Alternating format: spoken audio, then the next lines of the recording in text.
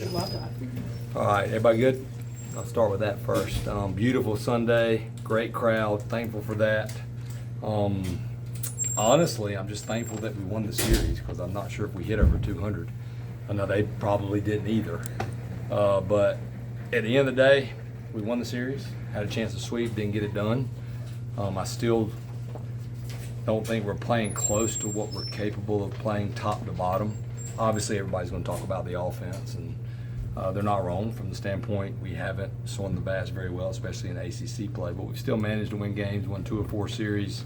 I told the guys today we're 21-7, and we just haven't played that well. So take that for what you want to, but we're going to start playing better. We got a great group. I thought we pitched the heck out of it, and they got it done today. They played a little bit better than we did, so credit to them. What do you think is the biggest kind of hurdle for the guys at the plate offensively?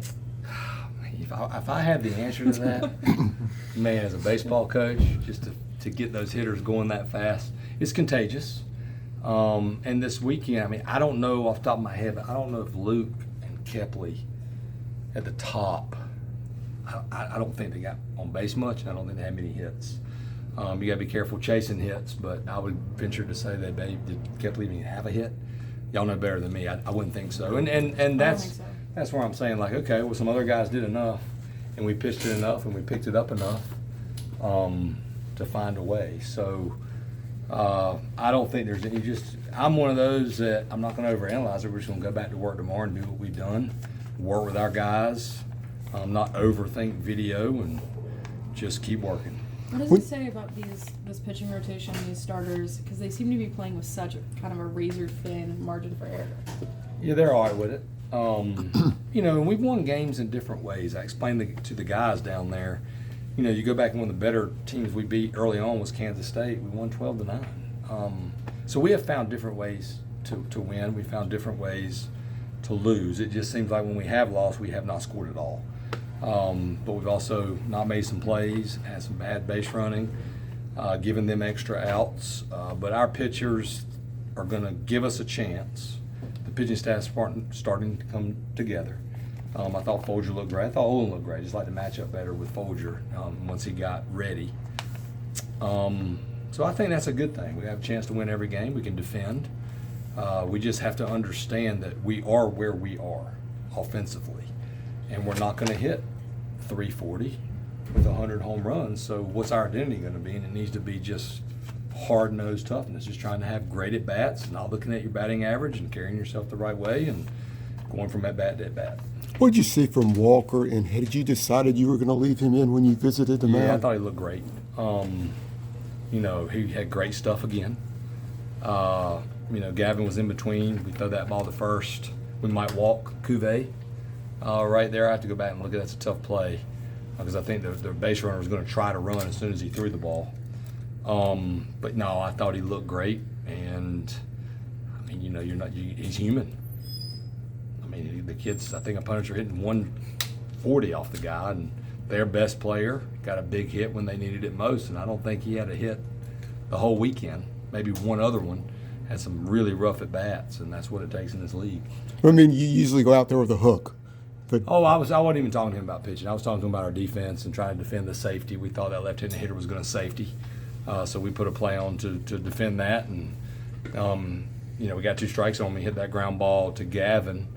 We didn't grab any type of out, and that hurt us a little bit. But we'll learn from it and move on. But I was never thinking about taking him out. What do you kind of say to the offense is it an encouraging thing that they only have 4 strikeouts, yet they're not always getting the ball in those gaps? I would definitely say that's encouraging because if you're not getting hits and you're striking out all the time, that's a really bad combination. So really hitting, that's where we've been playing, coaching long enough. People think, I'm just going to rip them. I'm going to hitting's hard. And if anything, guys just start pressing and they start looking at their batting average. So more just saying, hey guys, like your batting average starts today. And the next day, your batting average starts today. Instead of trying to climb out of a hole, if you're hitting 210 and you think you're going to hit 420 on the season, it's not going to happen. So I believe being a hitting coach, you look at it in the major, it's the hardest thing to do because you fail the most. So the feedback we get from major leaguers that have played here, or ones we talk to, the best hitting coaches and best coaches, it's just not that big a deal. And as long as there's effort, as long as they're competing, you know, because if you're yelling and you're negative, it just doesn't work in this sport. Similarly, like, I mean, you've talked in the past about, you know, coming back from a stellar freshman season to a sophomore year and just kind of replicating that success with Gavin in particular. Just kind of, what are you seeing right now with their approach up there? He's struggling. You know, he's definitely he's been pressing, but you know, these guys find out quickly. You get pitched different too when you've been in the league longer. I mean, I was a pitching coach a long time. My goal is to figure you out, to find your holes, and there's a difference between hitting in the 4-hole and hitting in the 7-hole, because you're going to be pitched at a higher level there too because of your performance. So really, I think if anything, just dealing with the failure side of it and understanding that, hey, it is what it is, and you can either feel sorry for yourself and pout about it, or just get through it. With him, you know, he hasn't been getting the pull side nearly as much as last year. Yeah. Kind of like, what's kind of the key to unlocking that maybe a little bit more? And teams are just, you know, just throwing him down and away. Exactly what I would do. And until the young man makes the adjustment, that is what happens. So we have to make that adjustment. Because if I'm pitching to Gavin Gallagher, I'm not going in. That's where he wants the ball. So you, as a hitter, you have to be able to adjust, be able to drive the ball up the middle more, and then still believe in yourself that you can pull the ball and pull mistakes. And that's what he hasn't done. But we'll get him there. How do you go about making an adjustment with a hitter such like that in practice when you're not maybe seeing live arms? You just work in the cages. That's where you learn and get better as a hitter. It always takes the hitter that you're working with to be willing sometimes to make change. And that can be hard when you've been so talented and you've done it your whole life. But the best, like, you know, Michael Bush, you can name a ton of them. Kyle Seager, they if you told them, here's what you need to do, they were sponges. They were open to it. And that's the best trait of great players. They're extremely coachable, and they're open to change. Do you use those examples for younger guys that realistically think they know it all? Absolutely. And you can show them the best guy changed, you can too. Yeah, and we're in a different phase now. You know, when you notice things have changed some. There's hitting coaches on the outside. There's, you know, a lot of distractions, and you know, I'm just thankful that I didn't grow up in those distractions, and that Harvey Forbes, blessed his heart, said, hey, you know, whatever so-and-so tells you to do, I would try to do it. And that's still, though, those are examples you use. Like, that's what makes him good. Michael Jordan, you read about him, unbelievably coachable. He didn't just wake up and be that good. So that's what you reiterate to guys. And unfortunately, a lot of times with certain kids, it takes failing to be like, hey, you know, like, maybe I do need to make these changes. So that's what you're hoping will be the case, because I think we have great kids and I think they're all coachable. We talked Friday and Saturday that you got to go to the best choice, the best option for your pitching. You only used 2 relievers in those days.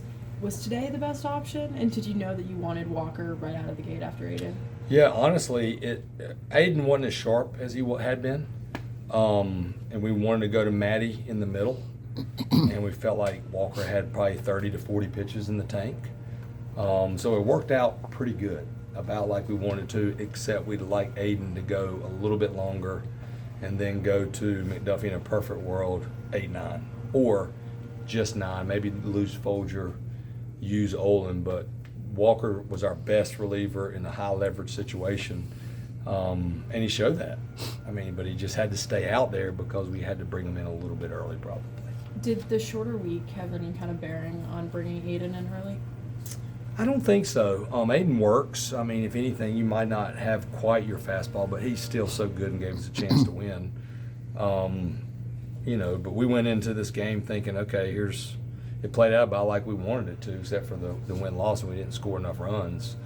Because if we have a little bit more of a lead, we may not go to Walker early in that situation. Will we go to him in the 7th, and he gets out of it? Yeah, so he gave us 2 clean innings without a run, and the goal was 2 innings only, but he had to go back out there for that 3rd, unfortunately.